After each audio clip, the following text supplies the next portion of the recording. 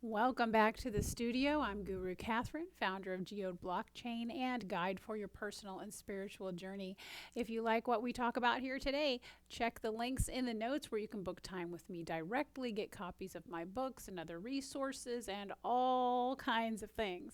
If you have thoughts and questions that you want to send in for me to address in future videos, you can text me directly at my website or find me on the socials. Go to KathrynColleen.com for all of those links and ways to find me and ask questions. So today we're going to be talking about getting your money game together. And sometimes people are surprised to hear me talk about your money. But you cannot separate your personal journey from your financial journey. It all goes together and it all affects each other.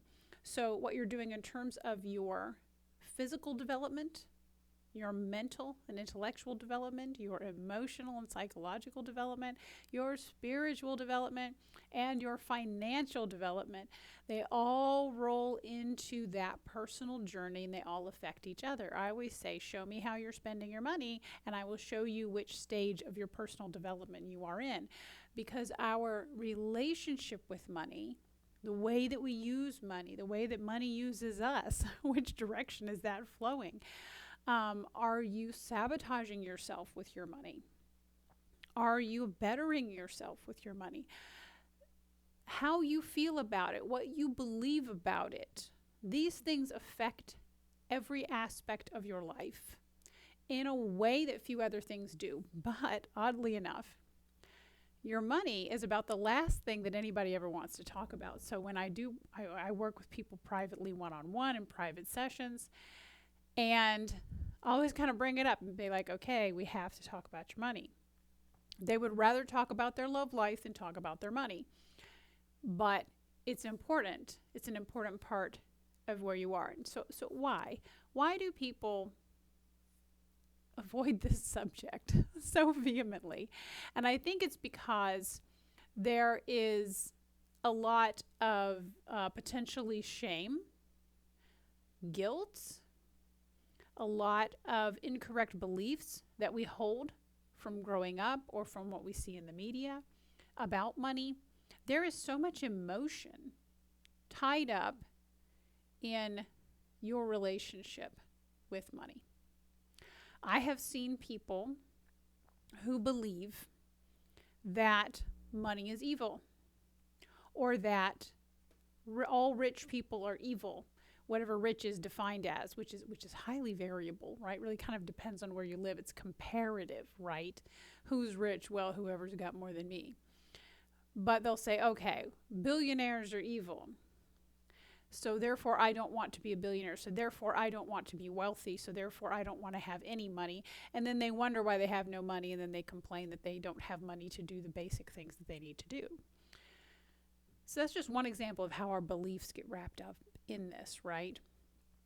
In your personal journey, before you've done what's called shadow work, which is really kind of digging up all of your past baggage from your experiences in this life and processing that, you will see your subconscious baggage using money to sabotage you by having you go into debt to buy things like cars, like clothes, like, oh, well, I just need retail therapy. I just need to go shopping for a little bit. I just need this vacation. I just need this. And so these are some of the ways in which our beliefs about money and where we are in the personal journey affect that entire existence of your life. Money is such an important topic that it's addressed in the homework in PURNA ASATTI. It's addressed starting in stage 3, where we do the homework of getting out of debt. If you don't have this book yet, go get it. The hardback has the art and the poetry. The paperback does not, but it has all of the homework and tasks for each stage. We start in stage 3 with getting out of debt. And as we go through the stages from there on, you're going to see that there's a money component in there. And so what does it look like to get your money game together? It looks like starting by actually assessing where you are with your money right now. And so that means understanding what you have coming in, what you have going out, being able to write a basic spend plan for each month.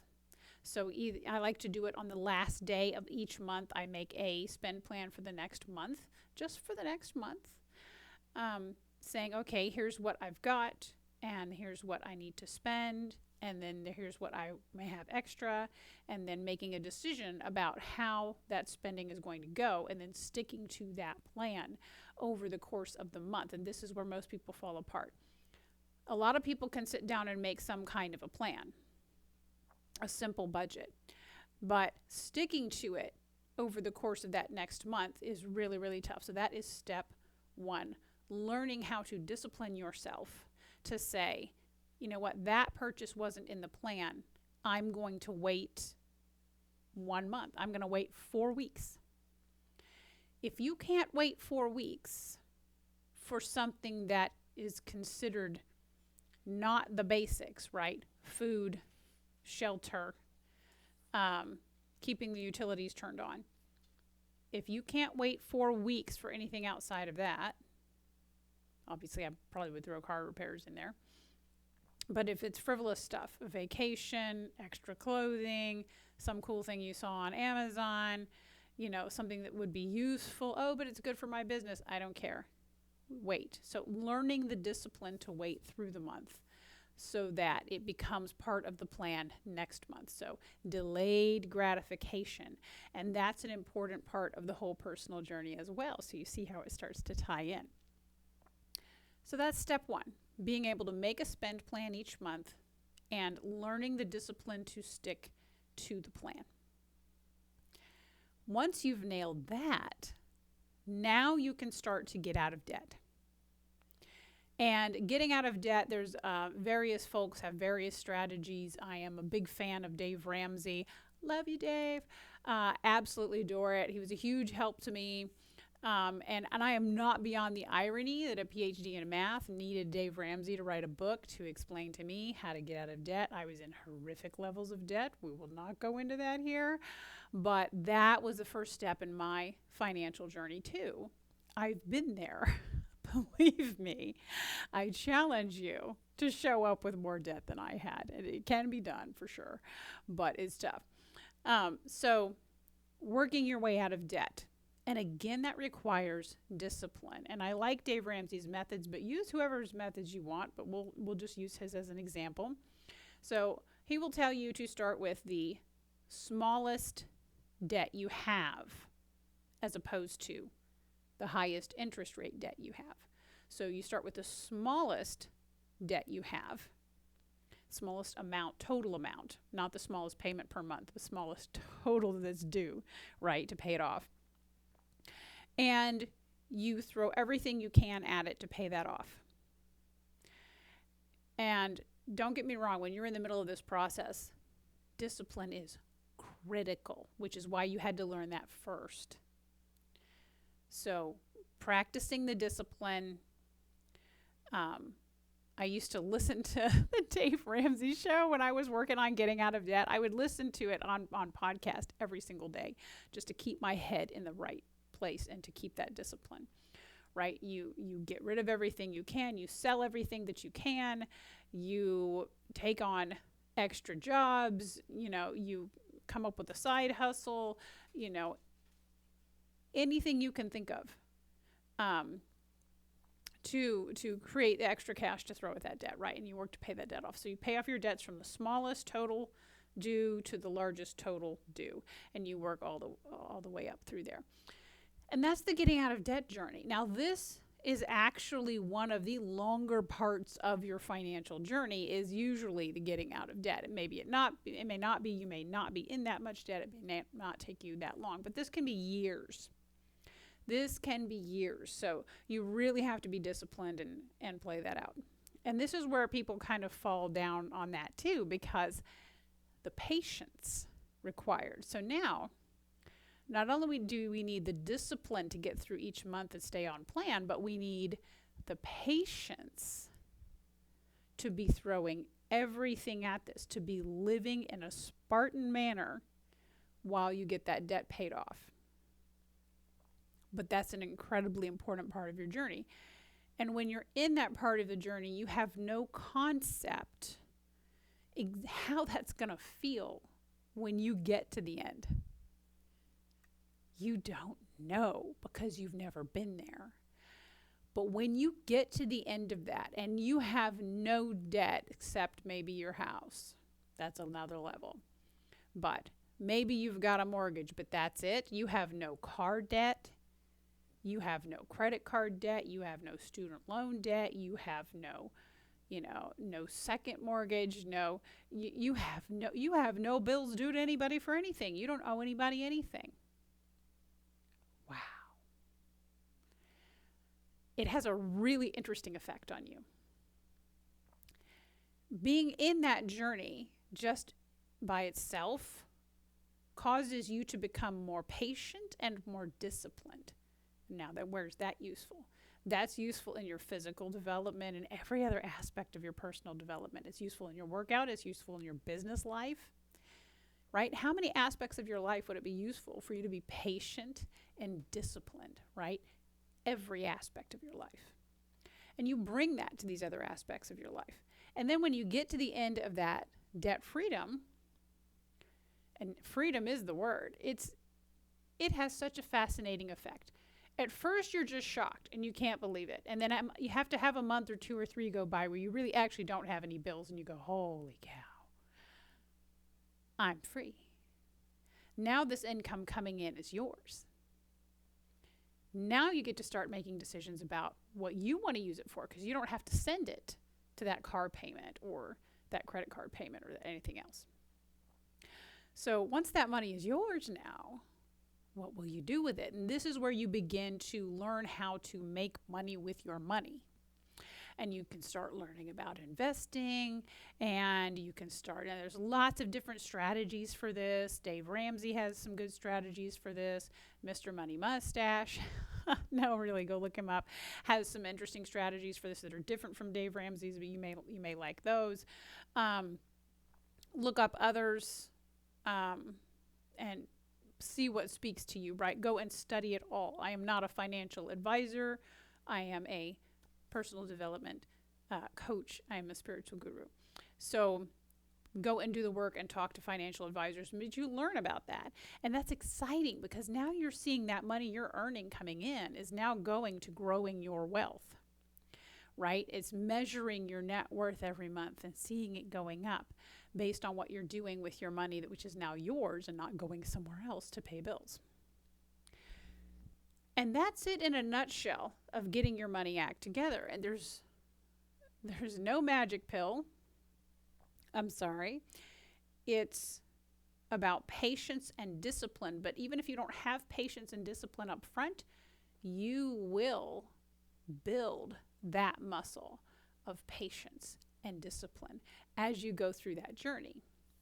And what's interesting is by actually working to get out of debt, you get the patience and the discipline from that, and you're going to end up benefiting from that in your meditation practice, in any of your spiritual practices, in your workout routines, right? Being patient and disciplined and doing the workout every day. And it's going to spiral up every aspect of your life. So by working all these parallel paths together, you're getting your money together at the same time as you're getting your body and your physical capability together, at the same time as you're getting your mind and your spiritual game together, right? You run all these paths in parallel, which is what I teach in here. That's why you see all the different homeworks mixed up for all those subjects in every stage. Because running all these paths in parallel they're going to benefit each other, and it's going to accelerate your journey in every aspect, not just money. So now I do need to warn you a little bit about the effect of debt freedom on people. So you get to this point where you're free of debt, and then you start using your income to build up your net worth. And you want to be very patient here as well. Although it's not nearly as hard as getting out of debt, because it's really rather enjoyable. So then you start building up your net worth, and you get your net worth up to the point that you don't have to work anymore if you don't want to.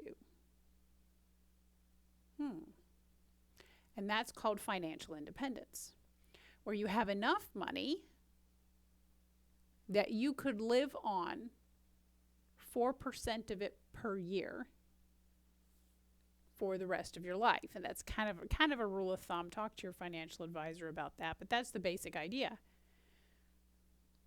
And you'll notice as you go through this journey, when you reach the point of debt freedom, and then again more intensely when you reach the point of financial independence, you stop caring what anybody thinks. And the real you starts coming out fully, right? Because when you're in debt, you have to have a paycheck. So you have to care what your boss thinks. You have to care what your coworkers think. You have to keep career going. But what if you didn't? What if you were working because you wanted to, not because you had to? It might change what you choose to work on. But it's absolutely going to change how you show up. Because especially once you reach financial independence, you just don't care what anybody thinks anymore. Why should you? Why should you care? I mean, you shouldn't be mean, but you will not hold back any aspect of your personality anymore. You will not hold back your honest opinion about things. I do hope you'll still continue to be kind and to help people, but your full self is going to come out. So money does not turn people good or bad. Money is not good or bad inherently. It is an amplifier. It amplifies who you are. It has such a profound effect on your personality. Not on your personality, on the aspects of your personality that you've been hiding or holding back, that once you are financially independent, you will not be holding those back anymore. You will dress how you want. You will speak how you want. You will do the kind of work that you want, and you really won't care what anybody thinks.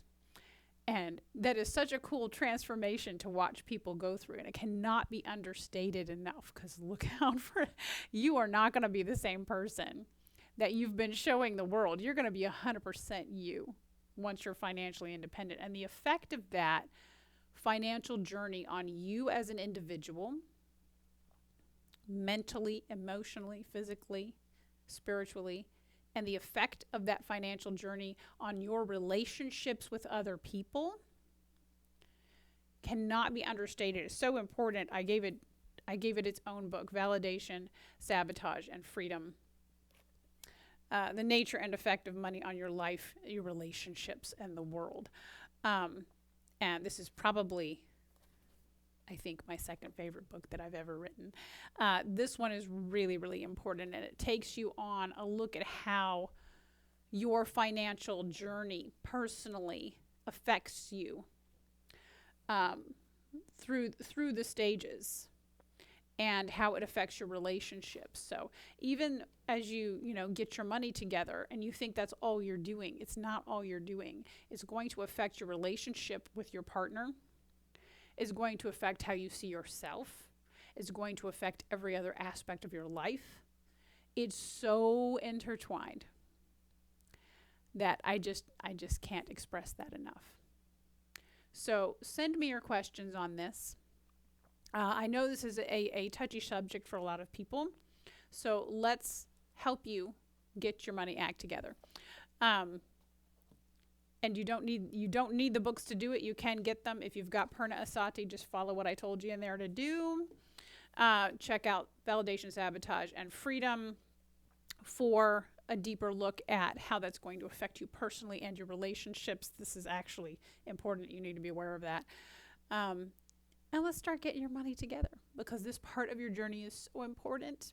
It's so important, and it's an integral part with the rest of it. And the way this is going to just spiral up everything you do is absolutely amazing. So send me your questions. Go to my website. You can text me directly there. Find me on the socials. Let me know what questions you have, and I'll answer them in future videos. Thank you for being you and for working on your journey, and I'll see you next time.